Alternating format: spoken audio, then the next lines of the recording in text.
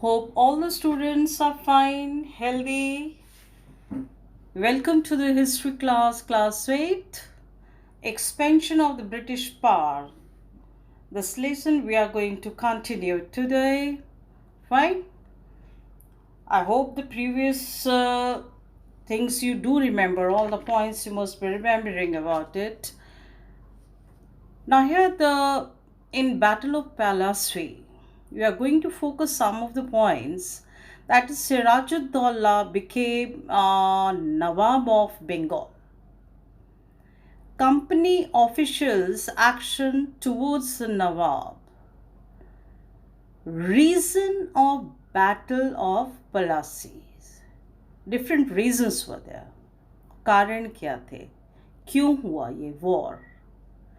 Then we'll be studying about the result of the Battle of Plassey. Result क्या था? Company and नवाब के बीच में जो लड़ाई हुई तो उसका रिजल्ट क्या था? After that, we'll be focusing on the point that Bengal, what was the condition of Bengal after the Battle of Plassey. I hope it's clear to you that what points we are going to discuss it.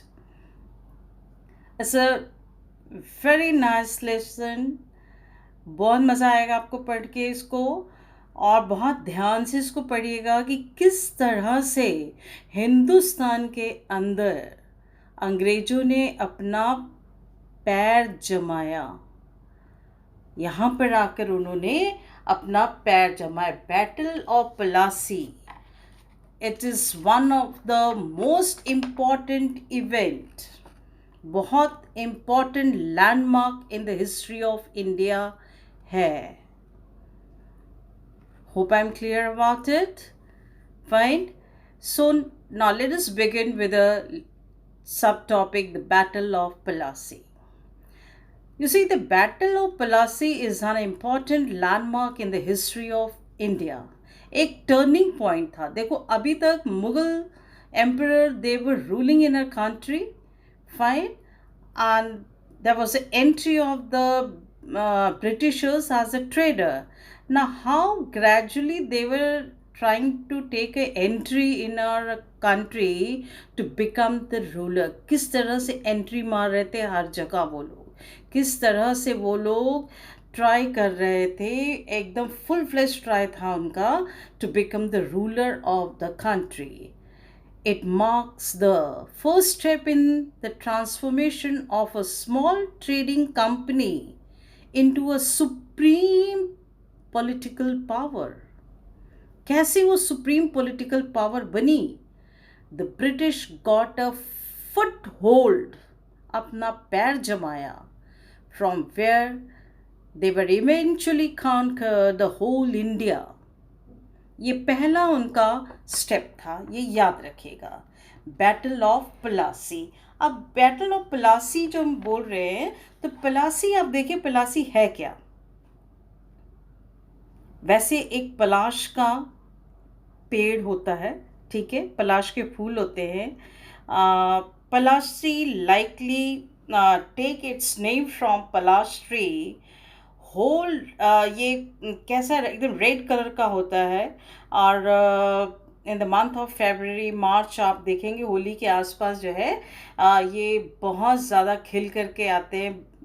पेड़ों पे लाल लाल फूल है ना, निकल कर के आते हैं. हमारे दिल्ली में भी आसपास जहाँ पढ़ते हैं, जहाँ आप रहते हैं, आसपास देखिएगा हर जगह जो है आपको दिखेगा. लेकिन ये कलकत्ता में जहाँ पे ये फूल बहुत उगता है, तो उसी फूल के नाम पे, पलाश के नाम पर ही इसका नाम पड़ा.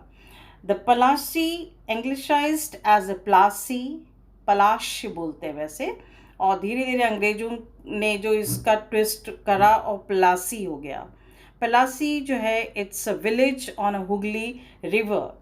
Palasi likely takes its name from the palash tree. The whole red flowers can be used to produce gulal, the color powder thrown during the festival of Holi.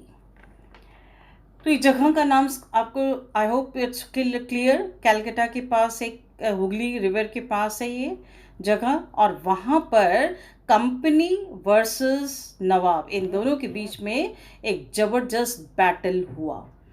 Fine. अब इस बैटल में क्या हुआ? Alivardi, he died in 1756. Now, matter came to a boil in 1756. उनकी death के बाद जो है बहुत ज़बरदस्त एक चेंज आया। Matter came to boil in 1756 when Sirajuddaula he became the nawab of Bengal. Sirajuddaula कब नवाब बने? 1756 में, जब अलीवर्दी खां की डेथ हुई। अब इनकी डेथ के बाद क्या बात ऐसी हो गई कि एक ज़बरदस्त जो है हलचल हुई बंगाल के पॉलिटिकल लेवल पे। ठीक है, वो क्या था? Sirajuddaula he became nawab. Sirajuddaula he was not happy with company. Company की जो मूवमेंट थी ना, फोर्टिफिकेशन करना और ड्यूटी फ्री टैक्स बिल्कुल भी नहीं देना, ड्यूटी फ्री ट्रेडिंग कर रहे थे, ये चीज़ें जो है सिराजुद्दौला को बिल्कुल पसंद नहीं थी।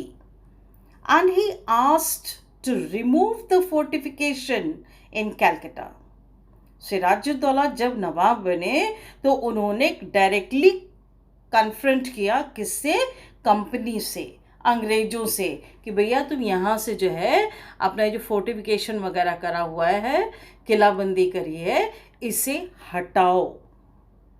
Company was worried. अब कंपनी वरिड हो गई, बहुत चिंता में आ गई। They dislike the step of the Sirajuddaula. उन्हें कहा क्या बोल रहे हैं भाई, क्यों हम हटा दें? ये तो फरमान है, औरंगज़ेब ने फरमान जारी किया कि हम ड्यूटी फ्री जो है बिजनेस कर सकते हैं, ट्रेडिंग कर सकते हैं, तो इसके ऊपर प्रश्न क्यों उठ रहा है? और फोर्टिफिकेशन हम इसलिए कर रहे हैं कि भाई अपनी सुरक्षा के लिए, उनके अकॉर्डिंग यही बात थी। और company was very much worried with this action of Sirajuddaula because company wanted a puppet ruler. उनको कैसा रूलर चाहिए था? ऐसा पपेट हो। Puppet, you understand? कठपुतली। ठीक है, कठपुतली का मतलब ये नहीं कि आप उसको कान नाक हाथ पैर खींच रहे हो उसके और उसको नचा रहे हो, वैसे नहीं। ये लिटरली इसका लिटरल मीनिंग क्या है? Puppet in the hand of the ruler और एनी वन। उसका मतलब ये होता है कि अपने इशारों पे नचाना।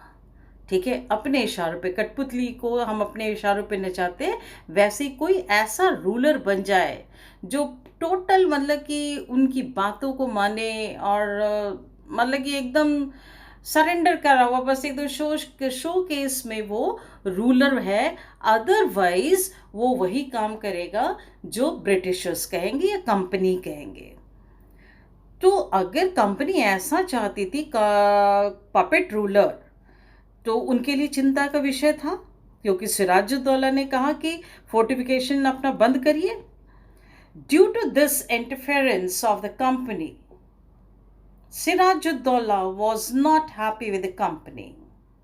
हर बात पे वो इंटरफेयर करते थे, चाहे वो पॉलिटिकल मैटर हो, ट्रेडिंग का मैटर हो, इकोनॉमिक जो भी ट्रेडिंग की चीज़ें हो रही थी उस वक्त, उसमें हर बात पे वो लोग जो इंटरफेयर कर रहे थे वो सिराजुद्दौला को नहीं पसंद थी। तो being a nawab of Bengal, Sirajuddaula asked the company stop the interference. Number 2, stop the fortification. Number 3, start paying the taxes. Got it? Sirajuddaula ने कंपनी को तीन बातें बोली, 3 डिसीजन उसको अपने सुना दिए कि stop interference in our matter, हमारे पॉलिटिकल, इकोनॉमिकल, सोशल मैटर में आपको इंटरफेरेंस करने की ज़रूरत नहीं है। Stop that. Number 2, stop the fortification. ये जो किलाबंदी आप हमारे बंगाल में कर रहे हैं, इसको इमिडिएटली स्टॉप करिए। Number 3, start paying the tax. But the Britishers did not paid any attention.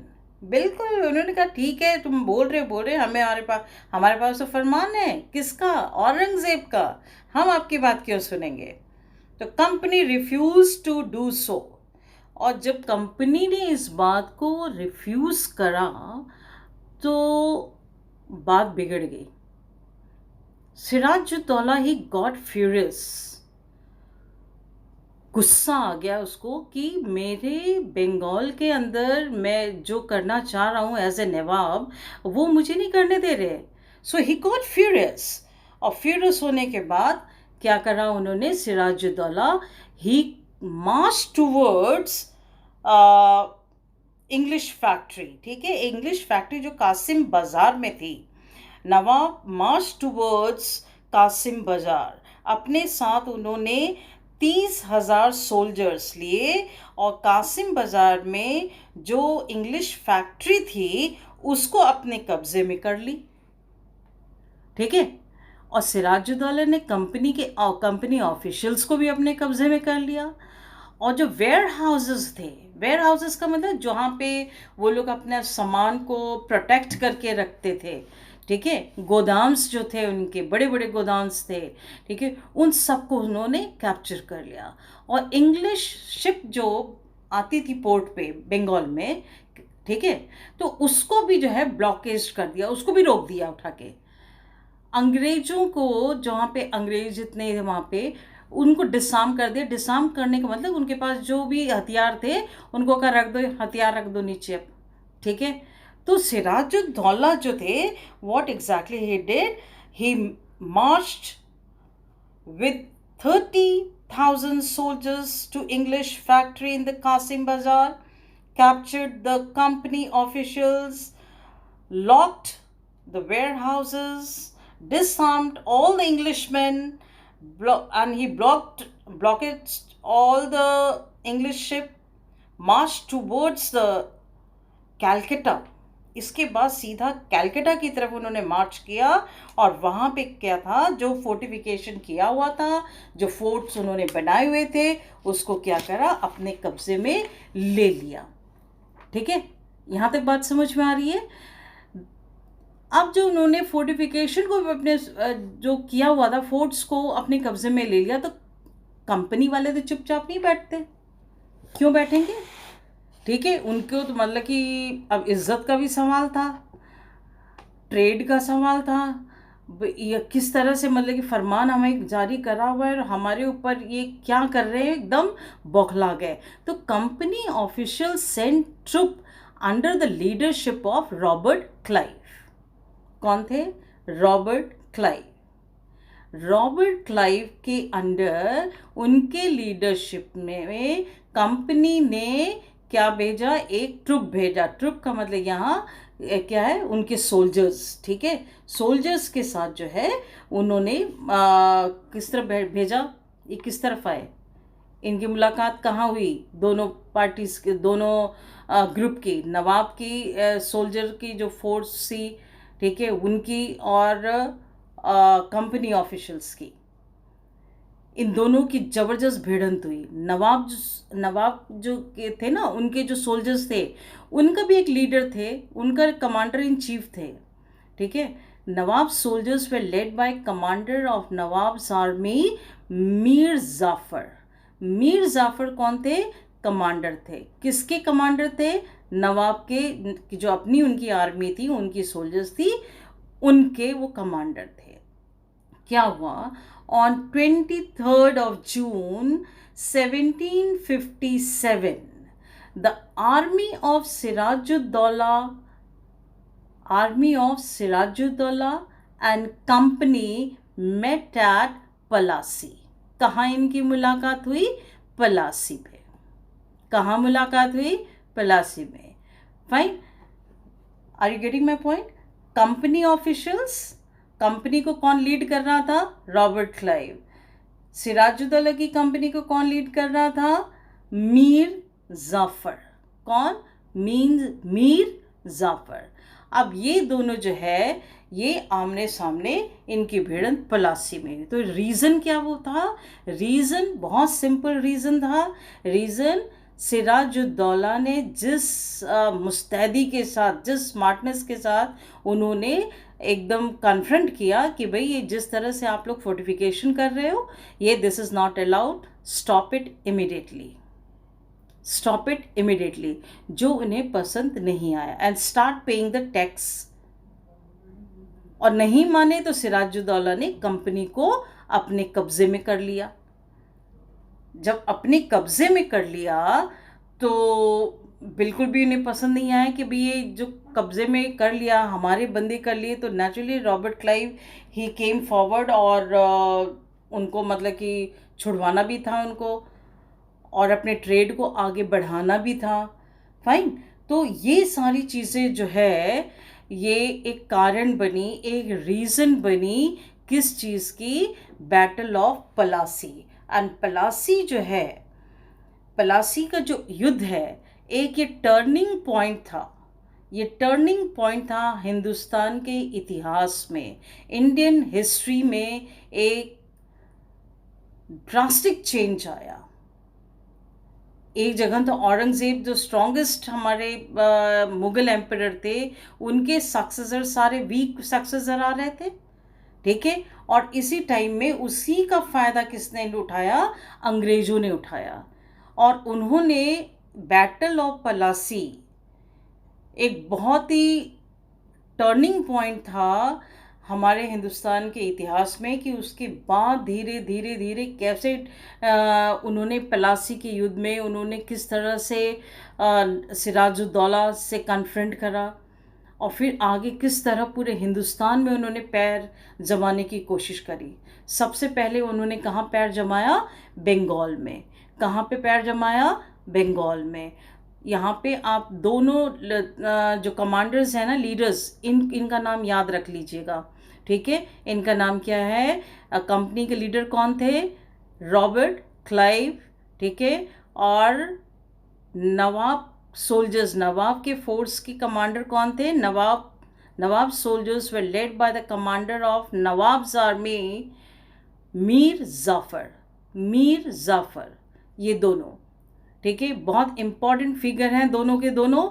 इस जिसको भी हम अच्छे से भी आपको बताएंगे, बार बार हम इनका नाम क्यों ले रहे हैं। Reason it is clear, I hope it is clear कि पलासी का युद्ध क्यों हुआ। Because of the strong decision taken by Sirajuddaulah, because of the strong decision taken by the Sirajuddaulah, कि उन्होंने कंपनी के ऊपर अटैक करा, कैप्चर किया और सबको अपने कंट्रोल में कर लिया। अब युद्ध तो हुआ, पलासी में दोनों फौज आमने सामने हो गई। रिजल्ट क्या निकला? What was the result now? Result was Sirajuddaulah lost the battle. He lost the battle. He was put behind the bar. He was imprisoned. Jail में डाल दिया और बाद में उनको असैसिनेट करा गया, मार दिया गया। He was killed. अब याद रखिएगा, सिराजुद्दौला कमज़ोर नवाब नहीं थे। ही वॉज वेरी स्ट्रॉन्ग नवाब, बहुत स्ट्रॉन्ग थे। उनको हराना इतना आसान नहीं था। इतना स्ट्रॉन्ग डिसीजन उन्होंने लिया, इतने स्ट्रॉन्ग एक्शन लिया, इतना स्ट्रॉन्ग स्टेप उन्होंने लिया था।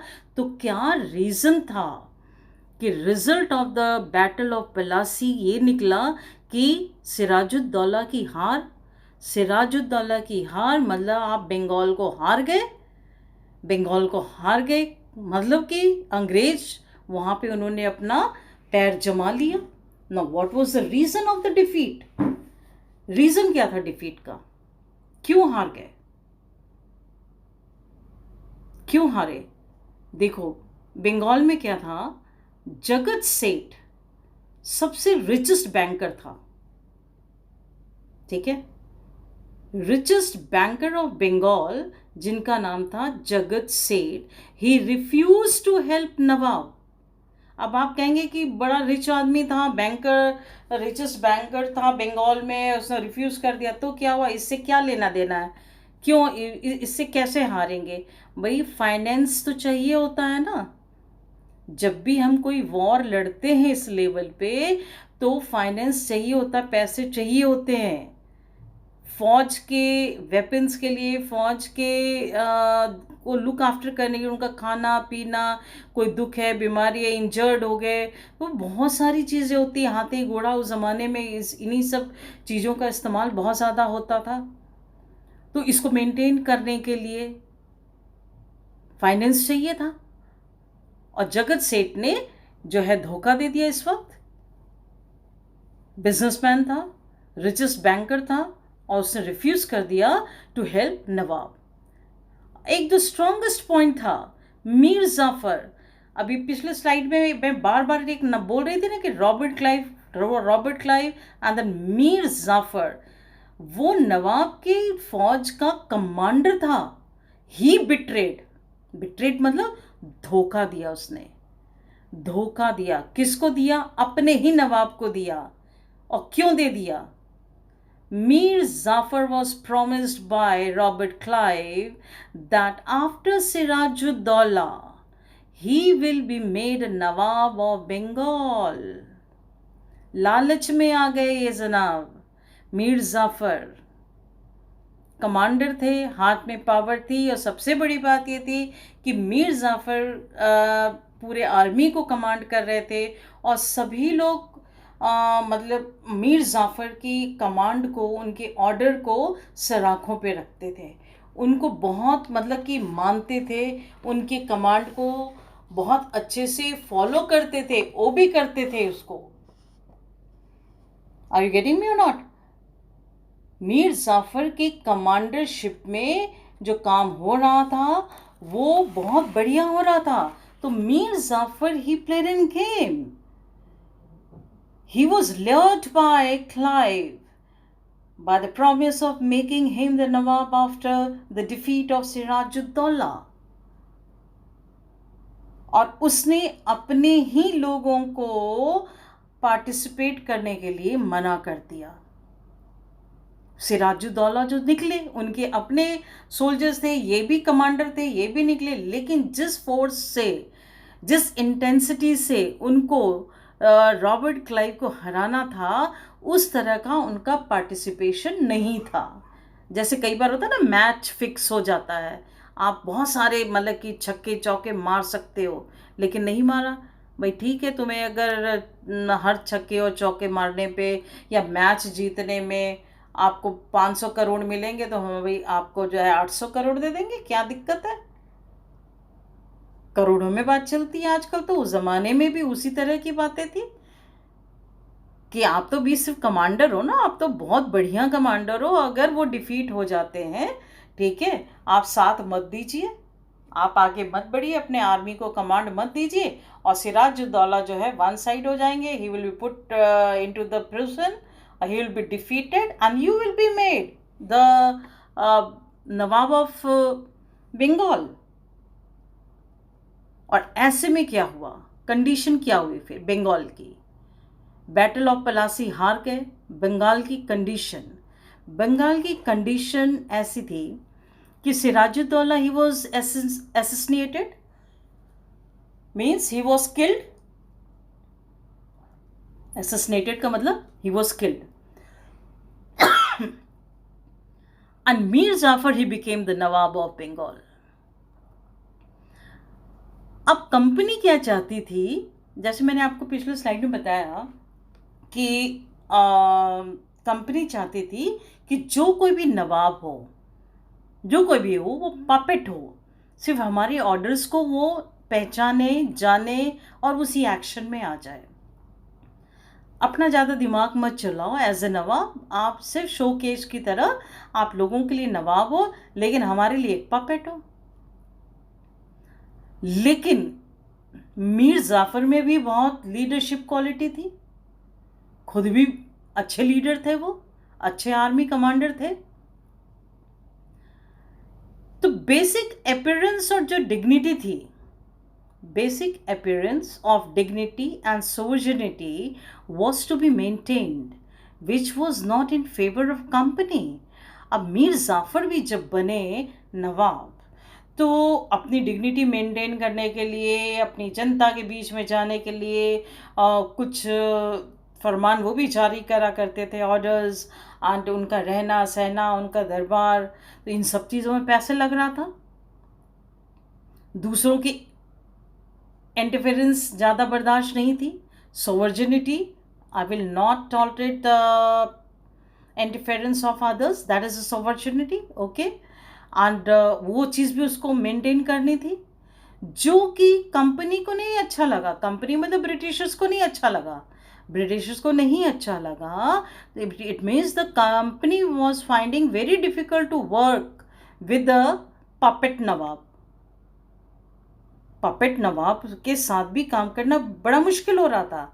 अब एक प्रश्न उठता है कि वो बार बार पपेट नवाब क्यों चाहते थे?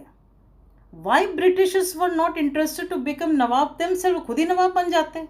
क्या ज़रूरी थी कोई वो सिराजुद्दौला को हटाया, मारा, और फिर बाद में उसको मीर जाफ़र को उठा के बैठा दिया। और मीर जाफ़र भी जो है अब वो अपनी बात कर रहे थे, ज़्यादा टॉलरेट इनको नहीं कर रहे थे कंपनी वालों को,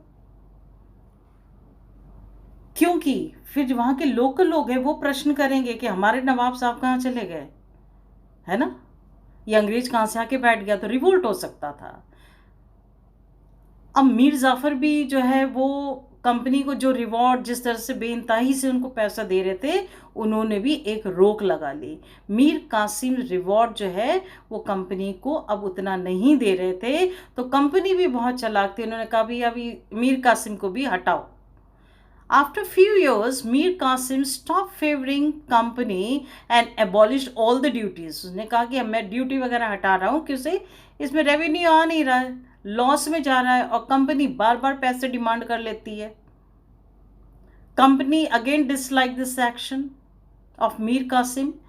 company again tried to depose Mir Qasim. Mir Qasim भी कम नहीं थे, उनकी अपनी डिग्निटी थी।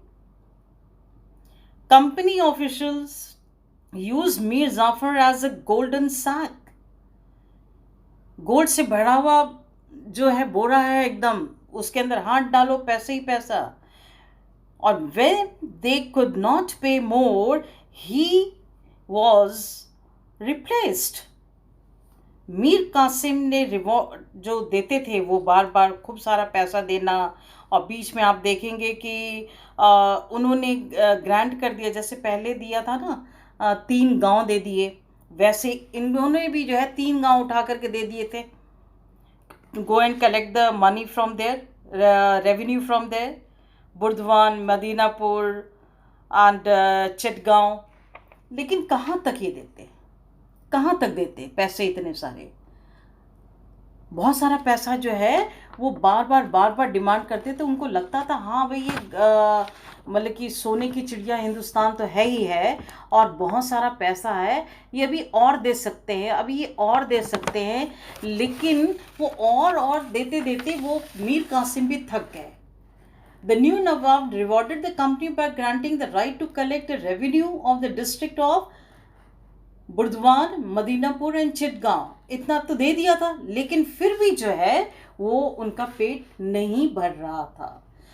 After being in a shadow of the British for some year, Mir Qasim tried to free himself from this control. He dismissed the court officials who favored the British. He also abolished all the duties on the internal trade so that both Indians and the British merchant could trade on equal terms. This was unexpected to British merchant, as it ended their trade monopoly and hence adversely affected their profit. The British now decide to depose Mir Qasim. अब मीर कासिम को हटाने की चाल इन्होंने शुरू कर दी। ठीक है, अब जो इन्होंने ये चाल शुरू कर दी, तो मीर कासिम भी बहुत आसानी से हटने वालों में से नहीं थे। ठीक है, तो मीर कासिम को हटाना मुश्किल हो गया, which resulted into a battle of Buxar. Which resulted in the Battle of Buxar. Got it? In the next video, we will pick up the topic Battle of Buxar. Thank you so much. Thank you.